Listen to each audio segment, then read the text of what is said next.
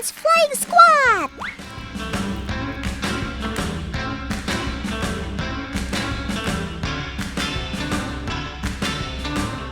Dede bayi ini merupakan anak dari induk gajah bernama Lisa yang usianya 41 tahun.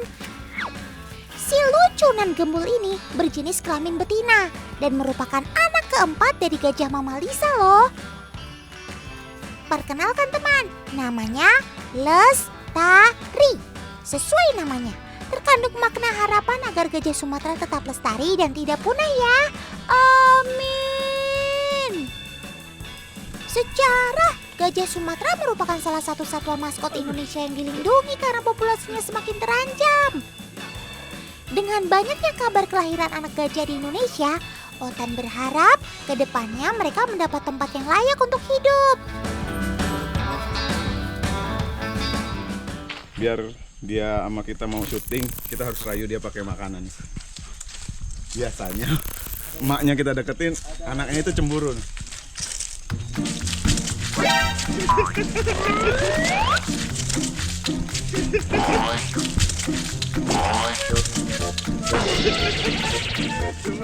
Cie, kamu cemburu ya kalau ada yang deketin mama kamu. Sampai emosi gitu. Tenang sob, sabar.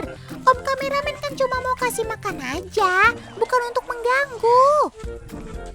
Ya beginilah teman, meskipun masih anak-anak, tapi dia sangat gak suka kalau ada orang yang mendekati mamahnya.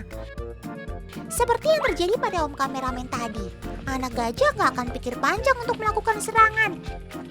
Sehingga kita perlu berhati-hati ya teman, karena tenaga anak gajah ini kan cukup besar, apalagi dia belum bisa mengontrol dirinya. Selain itu ia juga mampu berlari dengan kencang loh. Nggak kebayang kan ditabrak anak gajah seberat 100 kg. Duh, mending jauh-jauhin deh.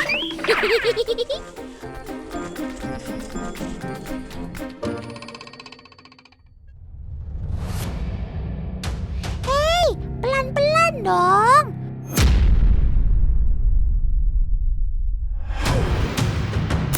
Tuh kan, kamu jadi terjatuh.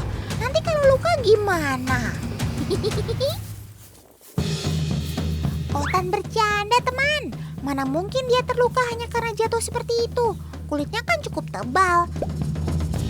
Gak main-main loh. Ketebalan kulit gajah sekitar 2,5 hingga 5 cm. Wah, ini sih setelah sol sepatu. Pantes aja kamu kuat sob. Seperti inilah tingkah laku Lestari. Dia selalu happy kalau diajak jalan-jalan sama mamahnya. Sampai-sampai dia tidak bisa mengontrol dirinya dengan baik dan mudah sekali kehilangan keseimbangan. Ya maklum saja ya teman, namanya juga masih proses belajar. Jatuh-jatuh seperti tadi sih normal aja buat anak gajah. Tidak hanya berjalan, di usianya yang belum genap 2 bulan, Lestari juga masih sulit mengendalikan belalainya. Coba saja kalian perhatikan lebih dekat. Dia masih suka mengayun-ayunkan belalainya ke atas dan ke bawah tanpa sebab. Tidak hanya itu, untuk belajar mengedipkan mata saja, dia butuh waktu berhari-hari loh. Gemes banget ya.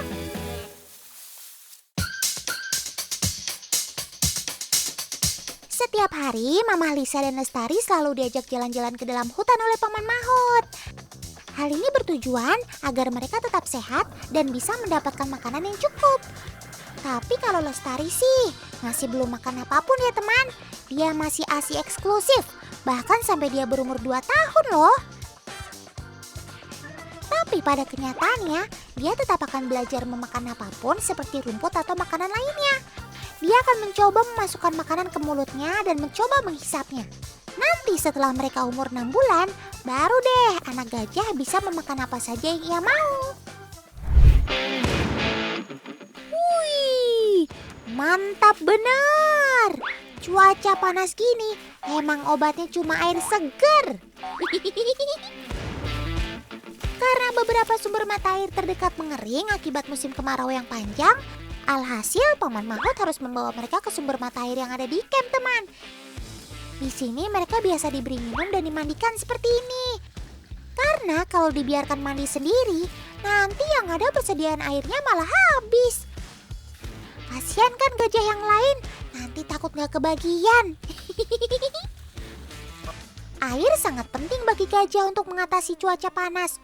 Apalagi sekarang ini panasnya agak kebangetan. Mereka biasa menyemprotkan tubuhnya dengan air dan juga lumpur untuk menurunkan suhu badannya. Tidak hanya itu, seekor gajah dapat menghabiskan ratusan liter air per harinya loh. Oh iya, anak gajah terlahir dengan bulu-bulu kasar di tubuhnya. Bulu-bulu atau rambut ini ternyata berfungsi untuk mendinginkan tubuh mereka loh. Tapi semakin bertambahnya umur, bulu ini akan semakin berkurang. Dan mereka harus belajar untuk menurunkan suhu tubuhnya seperti gajah dewasa lainnya. Wah, ternyata sama halnya pada rambut manusia ya. Semakin berumur, maka akan mengalami kerontokan. Otan gak bilang botak loh ya. Ups, keceplosan. Tapi Otan yakin kalau Lestari akan mendapatkan pelajaran yang terbaik dari mamahnya, si Gajah Lisa.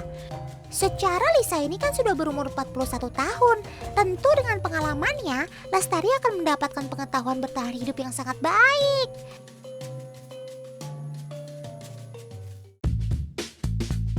Duh, ada yang lagi ngempeng nih teman. Yap, seperti anak-anak pada umumnya. Gajah juga akan menghisap sesuatu untuk menenangkan dirinya. Karena dia tidak punya jari untuk dihisap, jadinya dia menghisap belalainya deh. Weleh, mau Otan pinjemin jari Otan nih sob? Ada-ada aja deh kamu. Biasanya mereka melakukan ini ketika dia melihat gajah lainnya makan tuh. Hal ini dilakukan karena dia belum bisa makan teman. Seperti pengen ikut makan juga gitu, tapi ia belum mampu mencerna makanan kasar. Jadi ia ngempeng deh. Tapi sampai ngiler juga gak sih kamu sob? Lucu banget kan teman? Selain induk gajah, anak gajah ini juga sangat dekat loh dengan mahutnya. Bagi mereka, peran mahut sama penting dengan mamahnya. Tidak hanya dalam hal memberinya makan dan minum, para mahut juga bertugas untuk menjaganya selama 24 jam loh. Hal ini dilakukan karena di hutan Riau masih banyak gajah liar yang bisa saja menyerang mereka kapanpun. Yap, anak gajah memang masih rentan untuk hidup di alam liar seperti ini teman. Mereka membutuhkan perlindungan dari sang induk dan juga kawanannya yang lain, termasuk para mahut ini. Tanpa mereka, bisa saja anak gajah ini menjadi buruan predator seperti harimau. Terima kasih ya paman mahut. Tanpa kalian, mereka pasti tidak bisa hidup nyaman seperti sekarang.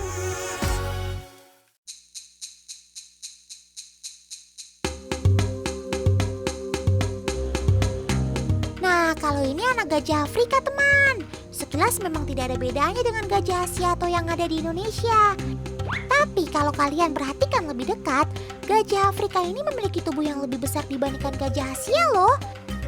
Tidak hanya tubuhnya yang besar, tapi ukuran telinganya juga jauh lebih lebar. Udah ada yang tahu belum kenapa kuping gajah Afrika sebesar ini?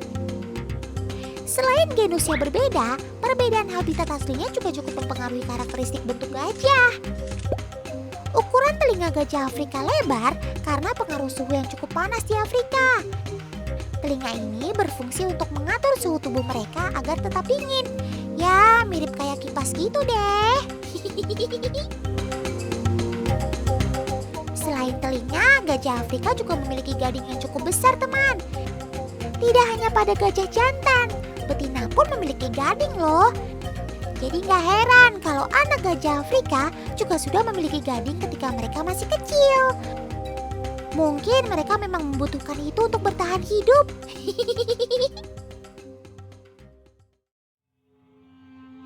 Yap, seperti anak kecil pada umumnya, anak gajah juga perlu banyak tidur supaya perkembangannya sempurna. Tidur dapat membantu dalam pemulihan fisik setelah seharian beraktivitas. Dengan tidur yang cukup, dapat meningkatkan sistem imun dan juga memerangi infeksi serta penyakit loh. Nggak cuma itu, tidur juga sangat membantu perkembangan dan pertumbuhan otak mereka, teman. Jadi kalau mereka sedang tidur, biarin aja dulu ya, biarkan mereka terlelap.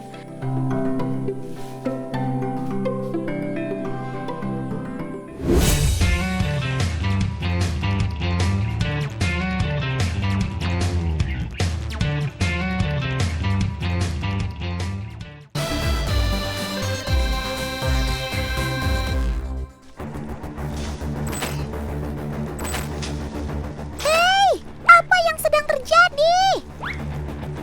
Apa yang sedang Bang Amar lakukan? Kok pakai ditarik-tarik segala? Wah, Otat gak salah lihat. Itu kan buaya.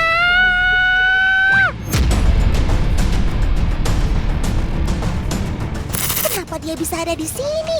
Apa yang kamu lakukan, Sob? Wah, sepertinya Otan perlu bantuan Om Editor nih untuk memastikan apa sih sebenarnya yang terjadi.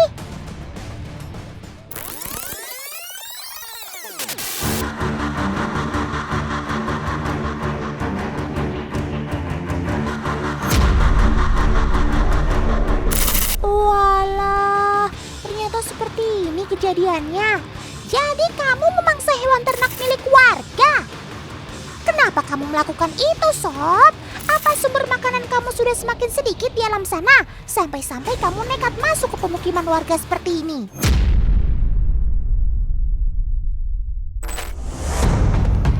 Sebelumnya, perkenalkan Sobat Otan yang satu ini, teman. Namanya buaya senyulong.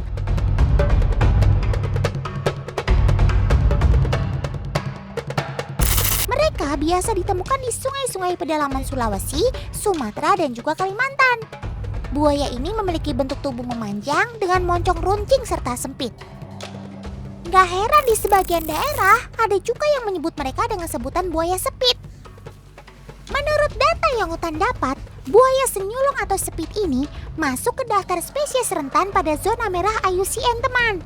Hal ini disebabkan karena banyaknya perburuan liar, kasus penebangan, dan juga kebakaran hutan.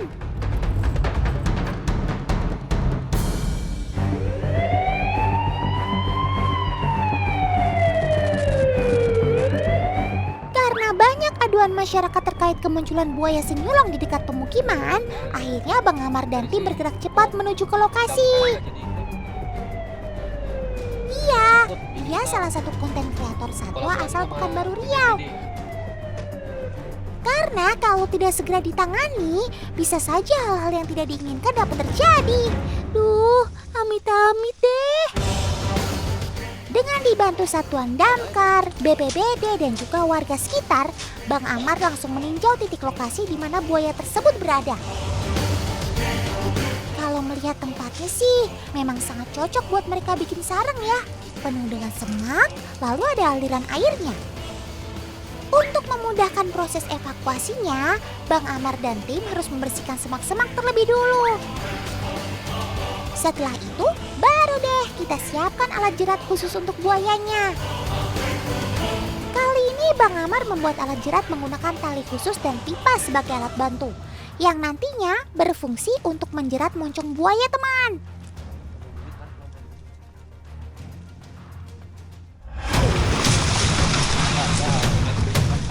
Itu dia. Sepertinya Sobat Otan bersembunyi di dalam air, teman. Hati-hati semuanya. Tenaga buaya itu sangat kuat. Bisa saja ia menyerang dan melukai kalian. Lihat, teman. Buaya memiliki kemampuan memutar badannya hingga 360 derajat tuh. Cara ini biasa mereka lakukan untuk mengoyak tubuh mangsanya. Tapi pada saat-saat terdesak seperti ini, dia juga akan melakukan hal yang sama untuk melepaskan jeratan yang ada di moncongnya. Untuk memudahkan prosesnya, mata buaya harus ditutup ya, teman.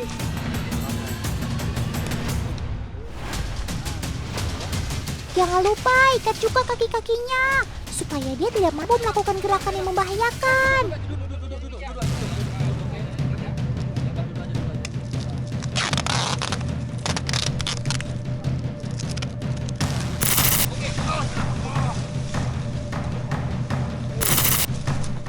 Syukurlah, evakuasi buaya ini berjalan dengan baik.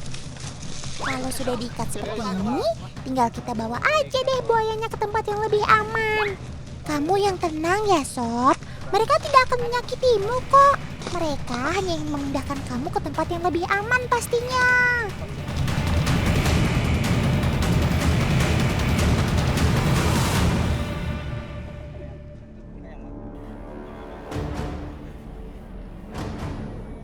Buaya senyulong merupakan satu dari 7 jenis buaya yang ada di Indonesia.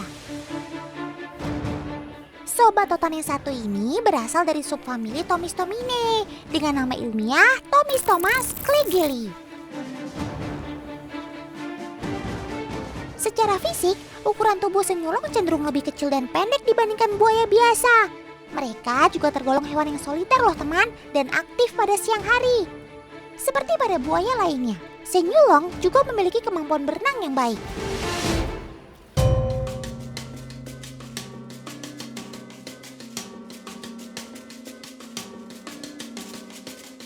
Kabupaten Palelawan Riau menjadi salah satu daerah habitat asli buaya senyulong.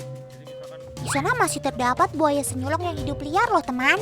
Mereka biasa menghuni sungai-sungai di wilayah kebun sawit yang memang jauh dari pemukiman warga. Nah, kali ini Bang Amar akan mengajak kita buat melihat di mana tempat buaya senyulong itu berada. Ini sungainya?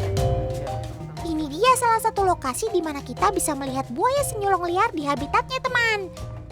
Semoga saja kita beruntung ya bisa melihat mereka di habitat aslinya.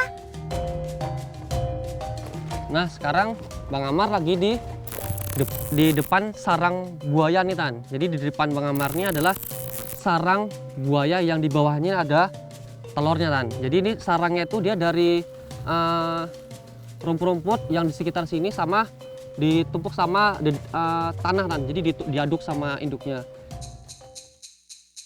Wah, sarang buaya. Hati-hati Bang Amar, mereka pasti tidak jauh dari sarangnya. Tapi, kenapa banyak batu di sekitar sana Bang Amar? Apa iya buaya senyulong yang ngumpulin batu buat sarangnya? Jadi ini adalah ulah dari manusia karena di seberang sana itu ada jalan. Jadi mereka tuh ketika melihat buaya ini mereka melemparin batu ini Tan. Ini batunya besar-besar. Nah, jadi ini batu ini sebenarnya tidak boleh dilempar ke sini Tan karena takutnya batu ini mengenai bagian sarang dan ketika batunya semakin banyak telurnya malah pecah karena tekanan dari atas gitu Tan. Jadi ini sarangnya tidak kita buka karena takutnya ketika kita membuka sarangnya buaya akan mengetahui kalau sarangnya ternyata sudah dirubah oleh tangan manusia. Jadi kita tidak buka sarangnya untuk meminimalisir telurnya bisa menetas dan induknya tetap menjaga sarang ini Tan. Duh, kalian jangan sampai berbuat seperti itu ya teman di rumah. Kasian kan kalau telur buayanya sampai pecah karena lemparan batu ini. Apalagi buaya senyulong kan keberadaannya sudah semakin mengkhawatirkan. Kalau bukan kita yang jaga, terus siapa lagi?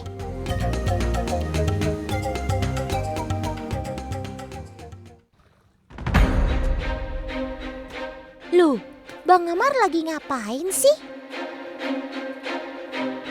Ini Bang Amar lagi mau mancing buayanya naik ke darat lagi Tan. Jadi Bang Amar pakai pelepas sawit mukul-mukul di area air yang mengarah ke sarangnya gitu Tan. Wah, wah, wah, orang mah mancing ikan. Bang Amar malah mancing ributan. Salah, maksud Totan mancing buaya. Bener-bener gak ada takutnya Bang Amar ini. Memercikan air seperti ini memang dapat mengundang perhatian buaya ya teman. Apalagi kalau memercikan air di dekat sarangnya seperti ini. Pasti sang induk akan lebih peka dan agresif tuh. Ayo Bang Amar, cepat pergi dari sana. Totan takut mama buaya datang secara tiba-tiba. Ih, serem.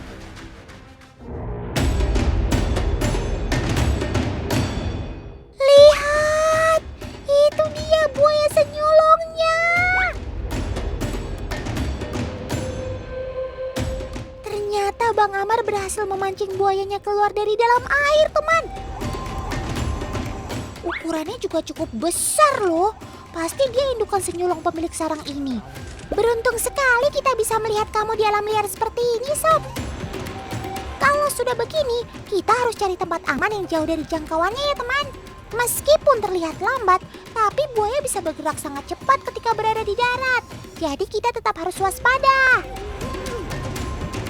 Wah, tapi Kotan melihat sesuatu di moncongmu. Itu apa ya? Walah, ternyata ada lintah yang menempel di moncong senyulong itu, teman. Kalau di alam liar, kejadian seperti ini bisa saja terjadi. Secara mereka berbagi kehidupan bersama di sini. Tapi lintah itu tidak berbahaya kok bagi buaya dan akan lepas dengan sendirinya. Semoga kamu sehat terus ya, Sob, dan tidak ada yang mengganggu kamu lagi. Terus lestari ya.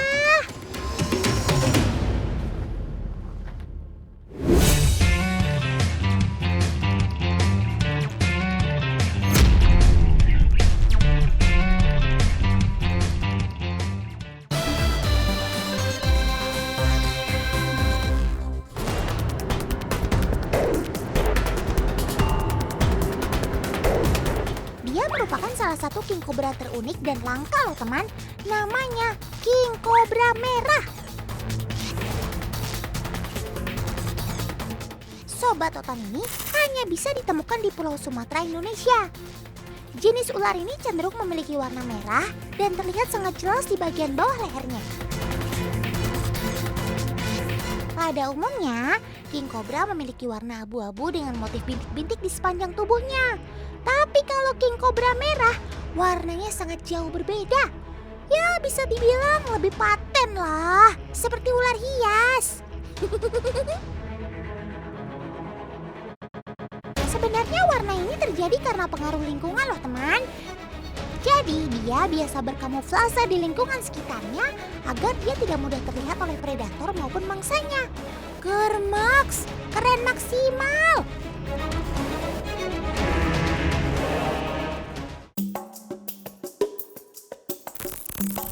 Nah, ini dia Tan, sarang ular king cobra. Karena bentuknya seperti gundukan, dan sarang ini dekat banget sama batang kayu yang sudah mati, Tan. Lihat. Dan dalam batang kayu ini itu banyak selah lubangnya. Yap, ini dia sarang king cobranya, teman. Sekilas seperti tumpukan sampah daun biasa ya. Tapi siapa sangka kalau tumpukan ini ternyata karya dari king cobra tuh.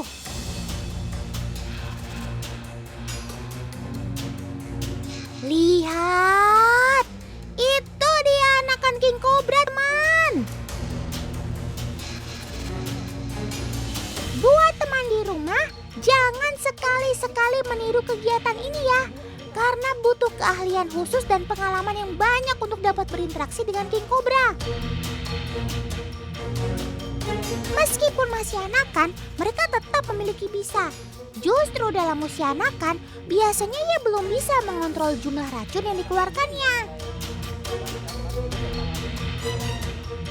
Lihat, ketika terancam, anakan king cobra ini juga sudah bisa loh mengangkat kepalanya seperti ini. Lucu sih, tapi kamu berbahaya, Sob. Ih, serem.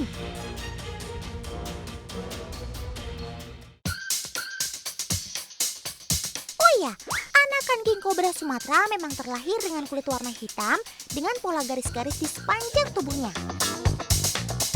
Namun menjelang dewasa, mereka akan berubah warna karena faktor lingkungannya.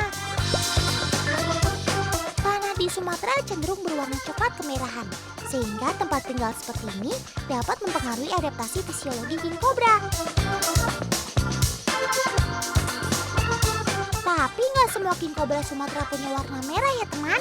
Karena hanya king cobra yang terlahir spesial yang punya kemampuan merubah warna tubuhnya saat menjelang dewasa. Oh ya teman, di sarang ini ternyata banyak juga telur king cobra yang gagal menetas. Hal ini disebabkan karena banyak faktor. Bisa karena sang induk masih terlalu muda, atau faktor cuaca yang menyebabkan telur tidak menetas. Maklum saja teman, Apalagi saat ini cuaca sedang tidak menentu, kadang panas dan kadang turun hujan, sehingga membuat telur ular menjadi berjamur dan gagal menetas. Nah Tan, biasanya induk king cobra tuh tidak jauh dari sarangnya Tan ya. Jadi kita mau coba cek karena sarangnya ini dekat banget sama batang pohon yang sudah lapuk nih Tan. Waduh, hati-hati Bang Amar. Meskipun Bang Amar sudah biasa menangani king cobra, tapi Otan pesan tetap perhatikan keselamatan ya.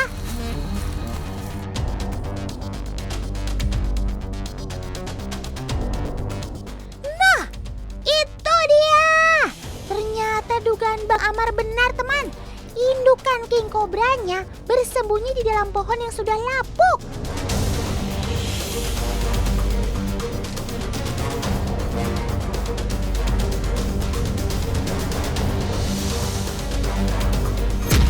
Wah, hampir saja Bang Amar terkena serangan king cobra.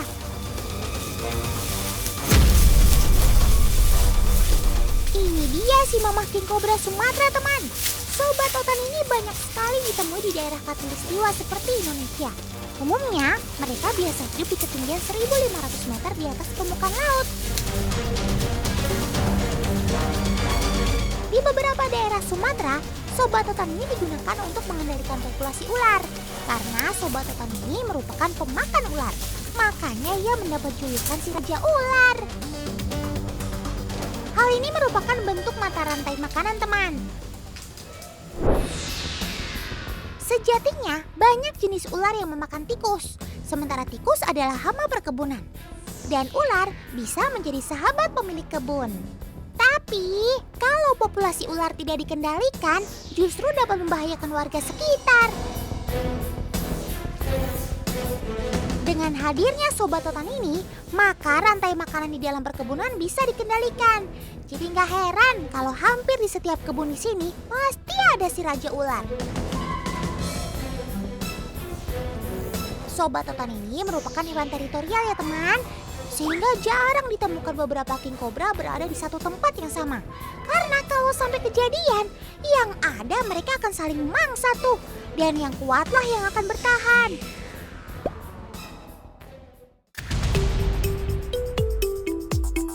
Oh iya, Sobat Otan ini juga bisa naik ke atas pohon loh.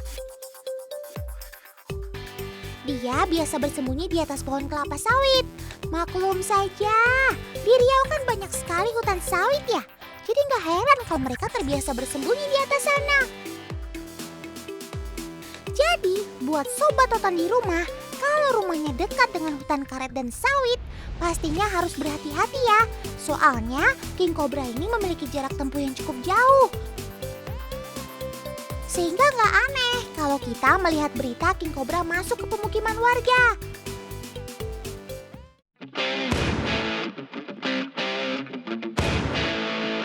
Oh iya teman, salah satu makanan favorit king cobra adalah piton Sumatera ini nih. Atau masyarakat sekitar menyebutnya ular gendang. Ular gendang atau piton curcus merupakan ular asli Indonesia yang banyak dijumpai di wilayah Sumatera dan Kalimantan. Sobat Otan ini juga sering disebut blood python karena motif yang ada di tubuhnya menyerupai darah. Bentuk tubuhnya sekilas menyerupai ball python ya teman, hanya saja ukurannya lebih besar sedikit.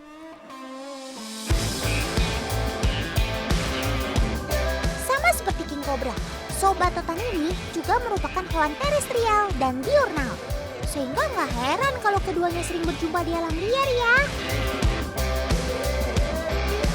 Tapi ada yang unik dari ular gendang ini nih teman. Ketika bertemu predator atau pemangsa seperti king cobra, dia bakalan berdiam diri atau pura-pura mati. Ini merupakan salah satu bentuk pertahanan dia ketika berhadapan dengan pemangsanya. Meskipun beberapa kali bersentuhan dengan king cobra, tapi dia sangat tenang dan tidak melakukan gerakan yang mengejutkan. Dia sangat paham bahaya apa yang sedang dihadapinya. Karena sekali saja dia melakukan gerakan kejutan, pasti King Cobra akan menyerang dan menyantapnya.